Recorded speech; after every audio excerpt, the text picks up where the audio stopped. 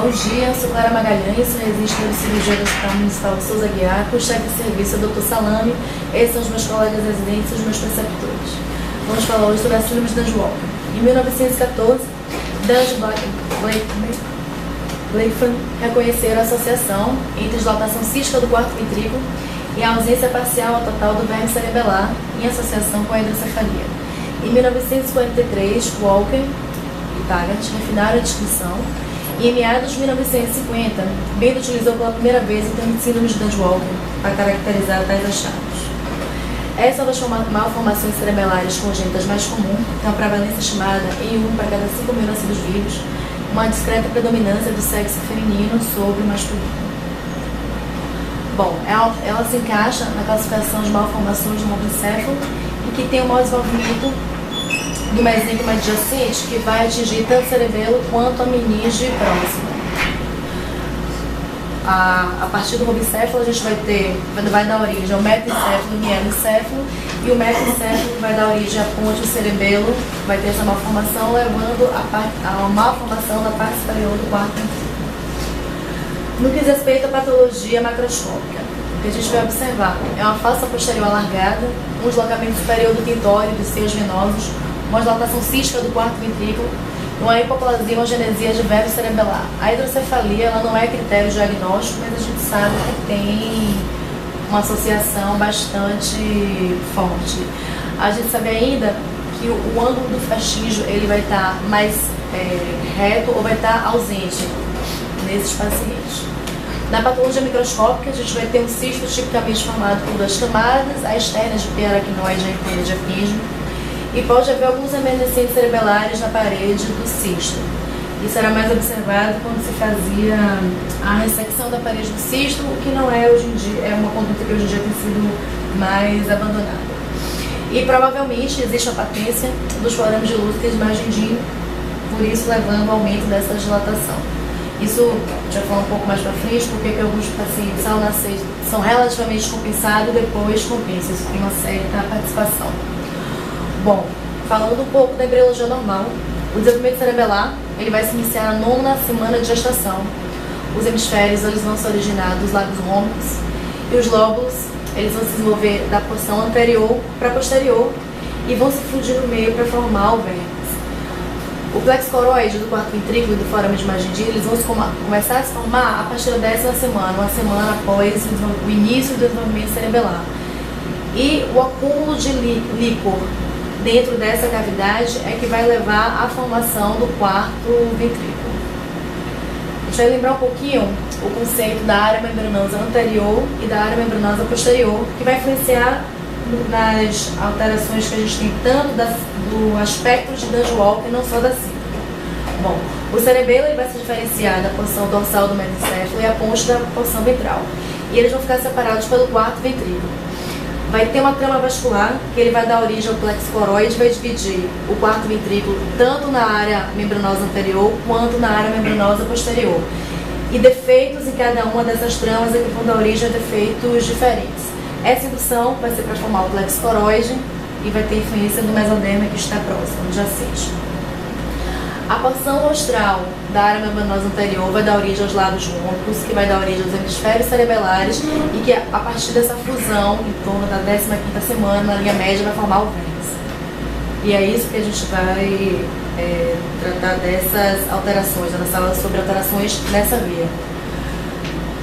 A futura abertura mediana, que é o futuro de margem de, vai se localizar na área membranosa posterior, e na 4ª semana de gestação tem a ruptura, que foi identificada por Blake, e a gente vai citar isso um pouquinho mais na frente, que é um dos diagnósticos diferenciais de Dange Walker, que é o cisto remanescente da bolsa de Blake, que é quando a gente tem algum defeito nessa via. E esse forame ele vai repousar na porção anterior da externa magra. Erros da formação da área membranosa anterior vão induzir a malformação de Dange Walker e suas variações, e os erros na formação da área membranosa posterior vão incluir a megaexterna magra e a persistência do cisto de Blake, que são diagnósticos diferenciais. Bom, falando dos diagnósticos diferenciais, né? A gente tem a malformação de Dange Walker, só para a gente recapitular um pouco. A gente vai ter uma fossa posterior grande, O cisto ele se estende posteriormente ao quarto ventrículo. A gente vai ter uma hipoplasia vermiana e associada a uma hipoplasia ou agenesia cerebelar variável, depende um pouco. E lembrando que a confluência dos seios vai ter inserção extremamente alta. A gente vai falar no que isso vai influenciar na abordagem cirúrgica. A gente pode ter um verme rodado hipoplásico, que a gente tem uma fossa posterior de tamanho normal e vai ter uma abertura do quarto ventrículo em ferradura, mas não necessariamente vai ter uma alteração do cerebelo. Você pode ter só alteração do verme com a fossa posterior de tamanho normal. O cisto da bolsa de Blake, apesar de quando a gente lê o conceito ficar bastante claro das diferenças, na prática tem uma certa, não é comum que tenha uma confusão com a malformação de Dandiol, mas a gente não vai ter uma alteração da implantação da confluência venosa. Essa protusão vai estar delineada por a quisma do quarto ventrículo, ela não ficaria localizada posteriormente, e tem um aumento do ângulo vermiano. Apesar de conceitualmente ser fácil da gente identificar, às vezes na prática é um pouco mais confuso. E a mega cisterna magna, a gente vai ter uma fossa posterior grande, a cisterna magna vai estar anormalmente aumentada, mas o quarto ventrículo e o verme cerebelar estarão praticamente normais e não existe associação com anormalidades supratentoriais que a gente vê nas outras malformações acima, principalmente na malformação de Dandiol. Bom, aqui a gente tem vários aspectos da malformação de Dandiol-Walker. Na primeira figura, na verdade, o que ele está mostrando é que a gente tem a associação de uma cefalocele. Isso não seria tão importante para o caso em questão. Tanto na figura B quanto na C, a gente consegue ver a parede do cisto, ali na C, marcada por duas setas. E a gente vê que o verme cerebelar, que está mostrado com uma seta só, ele está bem hipoplásico. Nas seguintes, a gente vê as duas setas também marcando a parede do cisto, a seta única vindo de baixo mostrando o verme cerebelar bem hipoplásico, e a gente vê ali, na verdade, um pouco mais para baixo. Na figura H, a gente vai ver marcado em F a fissura primária,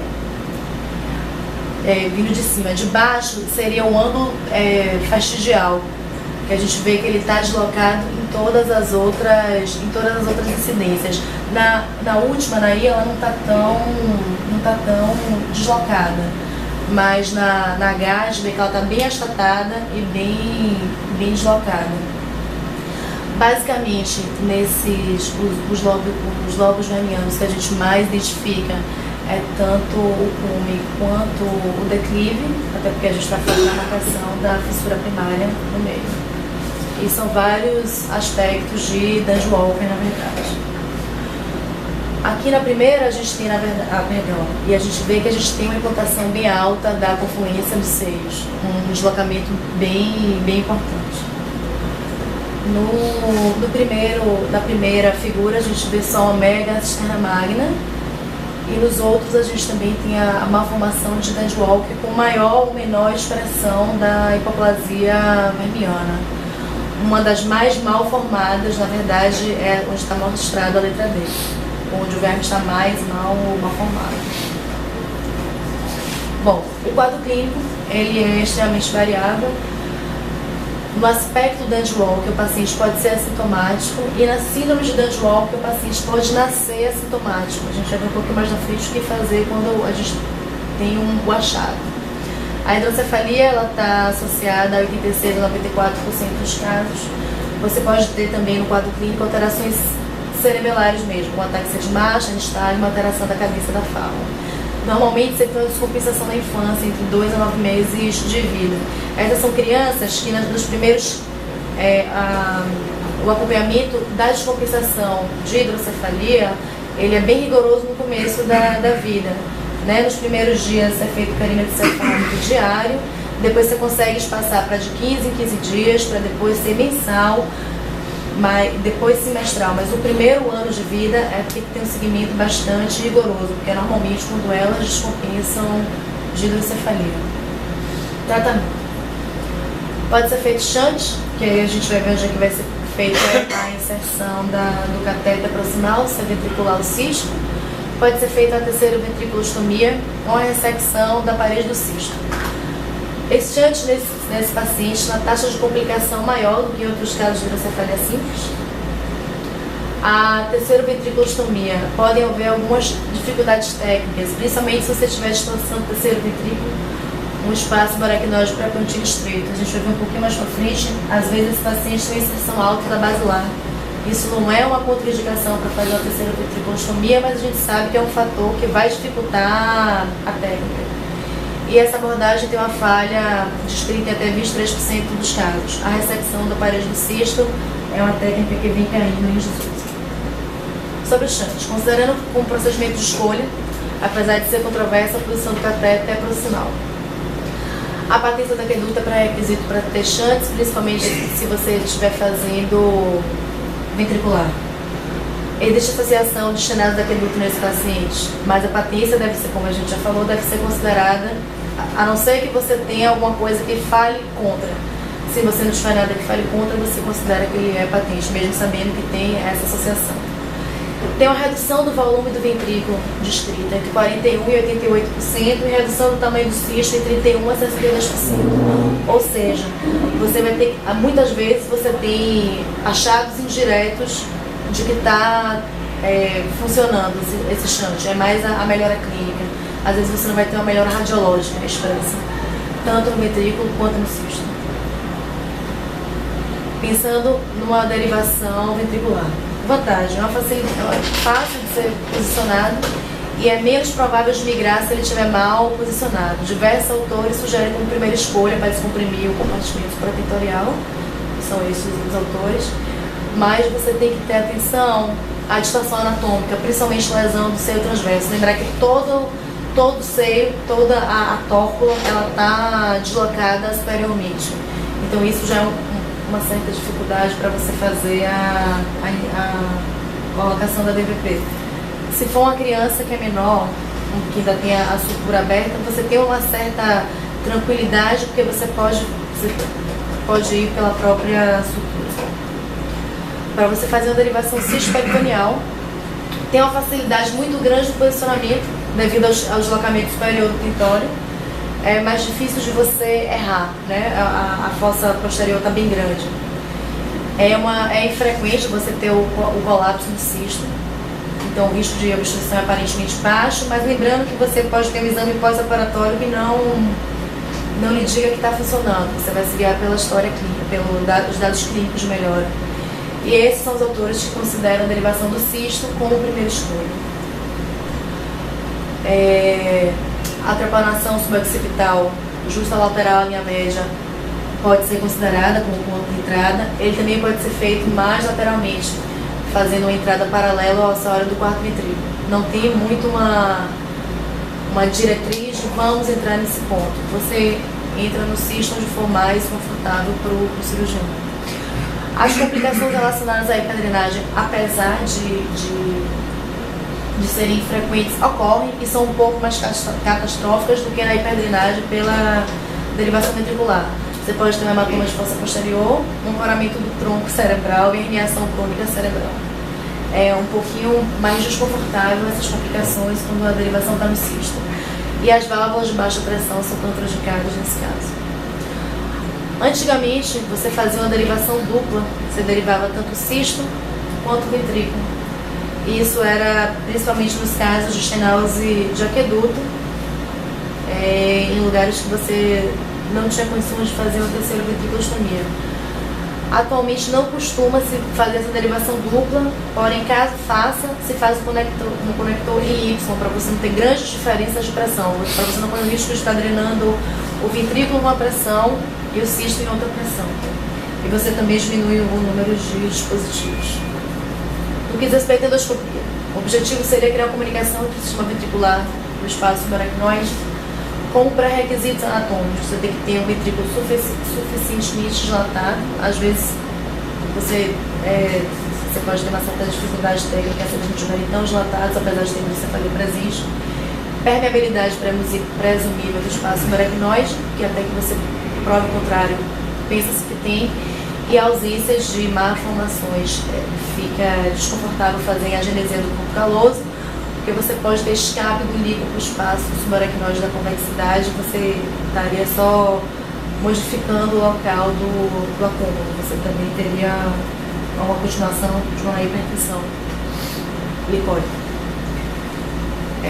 Não são contraindicações: alterações da cisterna intrapendicular, na orientação do terceiro ventrículo, posição alta do topo da basilar e posição normal do tronco contra o clítoris. A gente sabe, na verdade, que na prática, isso que ele falou, que não são contraindicações para fazer a terceira ventriculostomia, na verdade elas podem alterar o ponto de entrada para você fazer a terceira ventriculostomia. A gente não faria então no ponto de Cocker, que normalmente é onde se faz para fazer a entrada. O correto nesse paciente, na verdade, toda a terceira ventriculostomia, é você fazer o estudo da melhor angulação, principalmente se você estiver no endoscópio misto. Bom, o escape de líquido durante o procedimento faz com que diminua o efeito de massa no tronco e você tem uma terceira ventriculostomia um pouco mais segura, ou seja, só de você entrar, você já está fazendo uma certa descompressão. Mas, mais uma vez, você nem sempre tem um exame de imagem muito claro. Nesse controle de uma terceira ventriculostomia, o que a gente vê de melhor? Né? A gente não, o efeito sobre o tronco, a gente vê um tronco um pouco mais confortável. E no o A é o pré, o B é o pós. E no B, a gente consegue ver uma certa delimitação entre a parede do cisto. Né? A gente vê ali uma membraninha. Isso. Mas o principal achado é um tronco um pouco mais livre. E a melhor aqui. Bom, quando a gente tem um espaço muito grande, principalmente se tiver associação com algum tipo de sangramento no intraoperatório, às vezes a gente pode se perder. Né? Então, na figura A, a gente mostra a partir de uma entrada biposterior todos os tipos de angulação que podem ser feitos. E embaixo a gente veria essas, digamos assim, em que visões a gente poderia ter. E o ideal é que a gente vá mirando até fazer a comunicação com o ventrículo. Mas a gente poderia até fazer mais de uma inserção, lembrando que espaços muito grandes pode ter uma certa... se perder no trajeto. Se tiver um sangramento, fica bem complicado, porque você só consegue ver, ou então uma certa turbação do líquido, você só consegue ver as estruturas quando você chega bem perto. Então você vai navegar com um pouquinho menos de clareza. Agora, se for um líquido que esteja bem claro, não tiver nenhuma intercorrência de sangramento, é mais tranquilo de se localizar. No que diz respeito à incisão da parede do cisto, ele teria o mesmo objetivo da terceira ventriculostomia, que é você comunicar os dois espaços, mas ele tem diminuído cada vez mais a sua indicação. Ele é considerado um procedimento mais agressivo, mais invasivo, e que de vez em quando você acaba migrando um pouco o local do escoamento desse líquido, e que não tem um resultado tão bom. Se considera que o tratamento ainda é a derivação, seja ela ventricular ou seja ela do cisto, mas é considerado ainda, por muitos autores, a primeira escolha. Esse é um trabalho que foi publicado na Child, que ele fala da terceira ventriculostomia com ou sem a coagulação de plexo coroide, o que não é muito pertinente para a aula aqui da gente, e ele fala em várias patologias.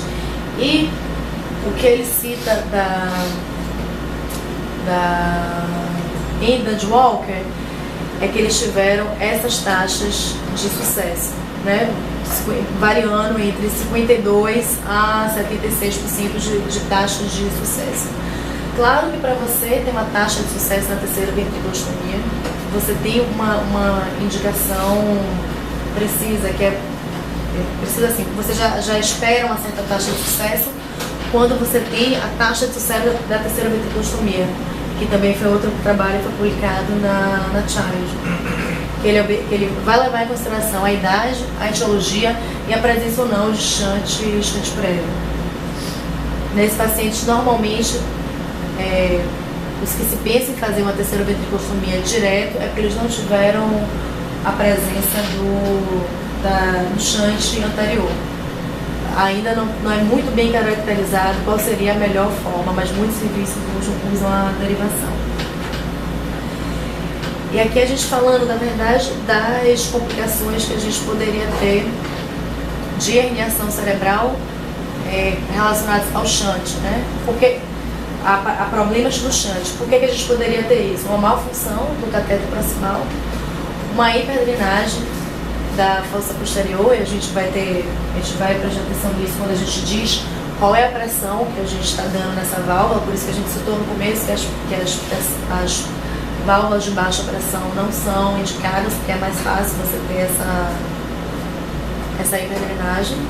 Ela pode também ser relacionada ao cisto, que é quando a gente tem a pressão do cisto causando uma pressão negativa, que é por isso que antigamente você fazia esse conector em Y, que a gente citou antes, você não ter pressões diferentes no cisto e no shunt. Por isso ainda que se prefere você ter um shunt só, associado ou não à terceira ventriculostomia, caso você tenha uma estenose de aqueduto nesse paciente. E você tem outros fatores para você ter também essa herniação, como você ter um fechamento total do estômago da terceira ventriculostomia. Você pode ter uma oclusão intermitente, também no caso da terceira ventriculostomia, e você pode ter simplesmente uma herniação cerebral idiopática, que você não tem fator identificado. Foi feito um caso de 12 pacientes que você teve achado assintomático, que foi aquilo que a gente começou no primeiro. Isso eu me deparo com a síndrome de Dandy-Walker, que está completamente assintomático. O que fazer? Né? Isso foi um estudo retrospectivo do período de 1996 a 2011. A idade variou de 1 a 65 anos e o número de pacientes foram 12. Na verdade, os achados neurológicos desses pacientes, eles variavam de um Glasgow relativamente normal. Alguns pacientes tinham um aumento da circunferência do perímetro cefálico para a idade, mas sem outros comparativos. E a gente teve a idade variando entre 1 a 65 anos, mas vendo que tiveram 2 pacientes que foram bem idosos, e grande parte deles tinham outras anormalidades no sistema nervoso central. Grande parte deles foi feito inicialmente um acompanhamento, que é o que ele chama de monitorização cuidadosa, digamos assim, desses pacientes, inclusive com uma monitorização da pressão intracraniana.